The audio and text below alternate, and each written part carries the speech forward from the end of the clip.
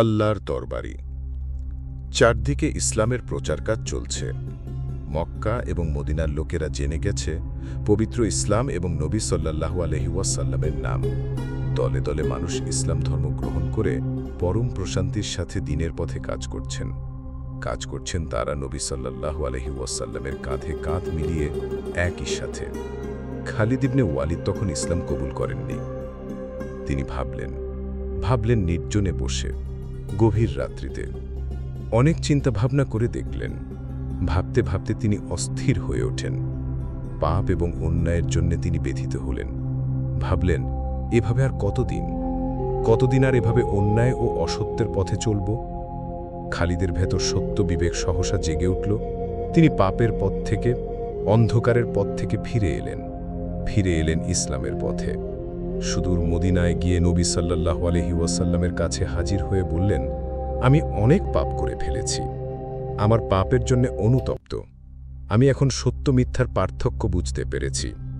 আর পাপের পথে পা বাড়াতে চাই না। এবার আমাকে ইসলাম গ্রহণ করার সুযোগ দিন এবং আমার পাপ মুক্তির জন্যে হে দয়ার নবী একটু দোয়া করুন। আল্লাহর নবী খালিদের কথায় অত্যন্ত খুশি হলেন। তিনি খালিদের জন্য দোয়া করলেন। ইসলাম গ্রহণের পর শুরু হল খালিদের জীবনের আরেক অধ্যায়। সে অধ্যায় সংগ্রামের, সে অধ্যায় যুদ্ধের, সে অধ্যায় অগ্নি পরীক্ষার। ইসলাম গ্রহণের আগে খালিদ ছিলেন মুসলমানদের জন্য চরম দুশমন, আর ইসলাম গ্রহণের পর তিনি হলেন কাফের ও মুশরিকদের জন্য ভয়ঙ্কর বিপজ্জনক। খালিদের তরবারির সামনে দাঁড়াতে সাহস করে না কোনো খোদাদ্রোহী শক্তি, কোনো মুশরিক। তার তরবারি দিয়ে আগুনের হুলকা ছোটে। ইসলাম গ্রহণের পর খালিদ প্রথমেই মুতার যুদ্ধে অংশ নেন। এটাই তার জীবনে ইসলামের পক্ষে প্রথম যুদ্ধ। মুতার যুদ্ধে খালিদ অত্যন্ত বীরত্বের সাথে যুদ্ধ করেন। একে একে ৩ জন মুসলিম সেনাপতি শহীদ হয়ে যান। এই দৃশ্য দেখে সাধারণ সৈনিকদের মনে সাহসের রশিটা একটু ঢিলে হয়ে গেল। তারা কিছুটা ঘাবড়ে গেলেন, কিন্তু ঘাবড়ালেন না খালিদ। ৩ জন সেনাপতি শহীদ হবার পর তিনি সেনাপতির দায়িত্ব নিয়ে যুদ্ধ পরিচালনা করেন। বড় বিক্রমে ঝাঁপিয়ে পড়েন শত্রুর উপর। বীরের মতো খালিদ, সিংহপুরুষ খালিদ। তার বীরত্বের ফলে নিশ্চিত ধ্বংসের হাত থেকে রক্ষা পেল মুসলিম বাহিনী। মুতার যুদ্ধে খালিদের হাতে একে একে 7খানা তরবারি ভেঙে যায়। ইসলামের ইতিহাসে এটা বিরল ঘটনা। মক্কা বিজয়ের সময় নবী সাল্লাল্লাহু আলাইহি সাল্লামের সাথে ছিলেন খালিদ।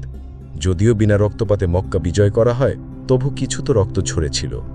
সেটার কিছু না, কয়েকজন মুশরিক খালিদের দিকে তীর নিক্ষেপ করলে তার জবাব দিলেন তীরের মাধ্যমে খালিদ। এতে কয়েকজন মুশরিক প্রাণ হারায়। হুনাইনের যুদ্ধে খালিদ অত্যন্ত বীরত্বের সাথে যুদ্ধ করেন। শত্রুর আক্রমণে তার শরীর ক্ষতবিক্ষত হয়ে যায়। সে ক্ষত দিয়ে রক্ত ঝরে। তার শরীর রক্তে ভিজে যায়, তবুও তিনি এতটুকু দমে যাননি। শত্রুর আক্রমণ যত তীব্র হচ্ছিল, ততই খালিদের তরবারি ঝলসে উঠছিল। তাইফ অভিযানেও খালিদ ছিলেন অগ্রগামী বাহিনীর কমান্ডিং অফিসার। জাহিলি যুগে কুরাইশদের মূর্তি পূজার কেন্দ্রগুলোর একটি ছিল উজ্জা। নবী খালিদকে পাঠালেন সেটা ধ্বংস করে দেবার জন্যে। দুঃসাহসী খালিদ নবী সাল্লাল্লাহু আলাইহি ওয়াসাল্লামের নির্দেশে সেখানে গেলেন এবং তিনি সেটা মুহূর্তেই মাটিতে মিশিয়ে দিলেন। নবীর সাল্লাল্লাহু আলাইহি ওয়াসাল্লামের ওফাতের পরের ঘটনা। হযরত আবু বকর তখন খলিফার আসনে। এ সময় আরবের চারদিকে ইসলাম ত্যাগকারী, নবুয়তের মিথ্যা দাবিদার ও যাকাত প্রদানে অস্বীকারীরা মাথাচাড়া দিয়ে উঠল। খলিফা আবু বকর একটি মুসলিম বাহিনীর নেতৃত্ব দিয়ে খালিদকে পাঠালেন ভণ্ড নবীর দাবিদার তুলাইহাকে শায়েস্তা করার জন্য। খালিদ তার বাহিনী নিয়ে রওনা হলেন। তুমুল লড়াই হল সেখানে। লড়াইয়ে তুলাইহার সঙ্গী সাথীরা পরাজিত হল। তুলাইহার বহু সঙ্গীকে খালিদের বাহিনী হত্যা করলেন এবং তার ৩০ জন সঙ্গীকে বন্দী করে খালিদ নিয়ে এলেন আবু বকরের কাছে। খালিদ মুসাইলামাতুল কাজ্জাবের বিরুদ্ধে অভিযান পরিচালনা করেন। এই যুদ্ধে হযরত হামজার হন্তা মুসাইলামাতুল কাজ্জাব নিহত হয় ওয়াহিশির হাতে। ভণ্ড নবীদের নির্মূল করার পর খালিদ রুখে দাঁড়ালেন মুরতাদদের বিরুদ্ধে, রুখে দাঁড়ালেন যাকাত প্রদানে অস্বীকারীদের বিরুদ্ধে। খালিদের প্রতিটি অভিযানই সফল হল। প্রতিটি যুদ্ধেই তিনি বিজয়ী হয়ে ফিরে এলেন। এরপর মহাবীর খালিদ যাত্রা করেন ইরাকের দিকে।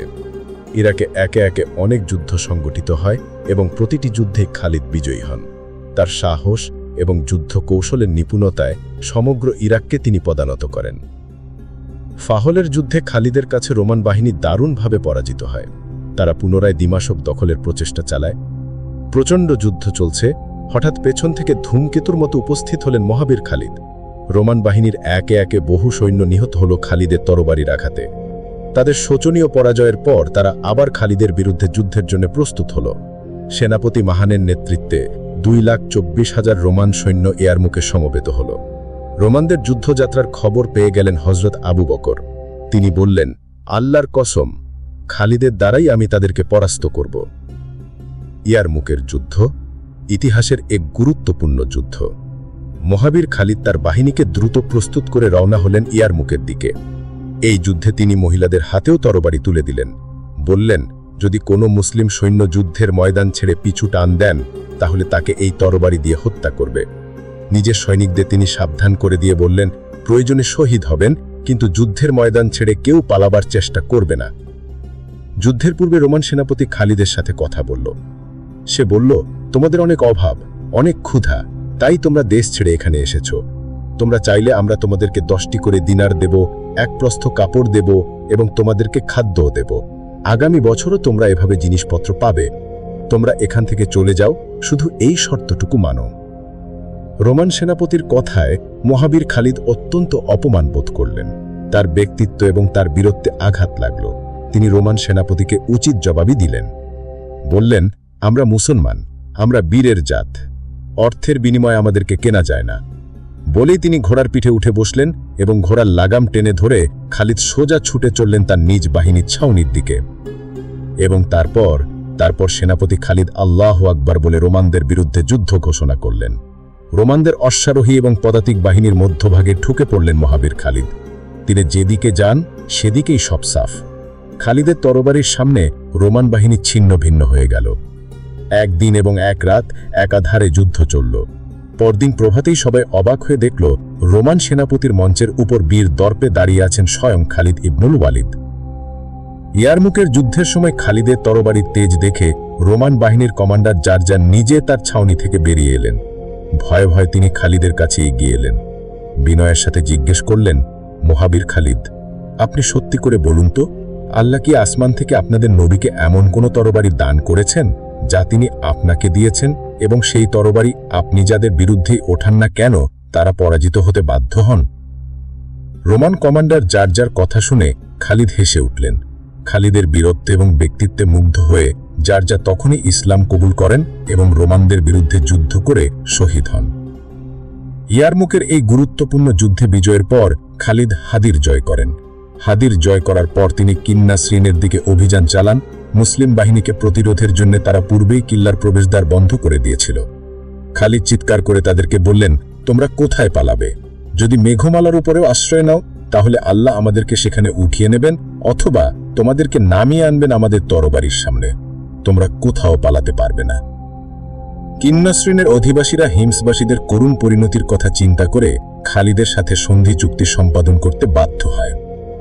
ইসলাম গ্রহণের পর থেকে মৃত্যুর পূর্ব পর্যন্ত যুদ্ধের ময়দানে সময় কেটেছিল মহাবীর খালিদের। তিনি প্রায় 100 যুদ্ধে অংশ নিয়েছিলেন। তার শরীরের প্রায় প্রতিটি অংশেই বর্ষ, তীর অথবা তরবারির আঘাতের চিহ্ন স্পষ্ট ছিল। খালিদ ছিলেন যুদ্ধপ্রেমিক এক দুঃসাহসী বীর পুরুষ। যুদ্ধই যার নেশা, যুদ্ধই যার ধ্যান। ইসলামের সপক্ষে তিনি ছিলেন অতন্দ্র এক সেনাপতি, আর তার তরবারি সর্বদা কোষমুক্ত থাকত শত্রুর মোকাবেলায়। তার বন্ধু এবং তার শত্রু সবাই বলতেন, খালিদ এমন এক যোদ্ধা যিনি নিজেও ঘুমান না, অন্য কেউ ঘুমাতে দেন না। আর মহাবীর খালিদ বলতেন, আমার একটি পুত্র সন্তান ভূমিষ্ঠ হবার সুসংবাদের চেয়েও আমার কাছে ইসলামের পক্ষে শত্রুর মোকাবেলা করা এবং একটি যুদ্ধ অধিক প্রিয়। এই হলেন মহাবীর খালিদ। খালিদের মৃত্যুর পর হযরত ওমর রাদিয়াল্লাহু তাআলা আনহু যার সম্পর্কে বলতেন, নারীরা খালিদের মতো সন্তান প্রসবে অক্ষম হয়ে গেছে। আর নবী সাল্লাল্লাহু আলাইহি ওয়াসাল্লাম তার সাহাবীদের বলতেন, তোমরা খালিদকে কষ্ট দিও না, কারণ সে কাফেরদের বিরুদ্ধে চালিত আল্লাহর তরবারি। খালিদকে অত্যন্ত ভালোবাসতেন নবী সাল্লাল্লাহু আলাইহি ওয়াসাল্লাম। তিনি বলেছেন, খালিদ আল্লাহর তরবারি যা কাফের ও মুনাফিকদের বিরুদ্ধে কোষমুক্ত করেছেন। মহাবীর খালিদ, খালিদ আল্লাহর তরবারি, এই সম্মানজনক বীরত্বের খেতাবটি দিয়েছেন স্বয়ং নবী সাল্লাল্লাহু আলাইহি ওয়াসাল্লাম। সয়ফুল্লাহ বা আল্লাহর তরবারি উপাধি একজন মাত্র পেয়েছেন, তিনি দুঃসাহসিক হযরত খালিদ ইবনুল ওয়ালিদ রাদিয়াল্লাহু তাআলা আনহু।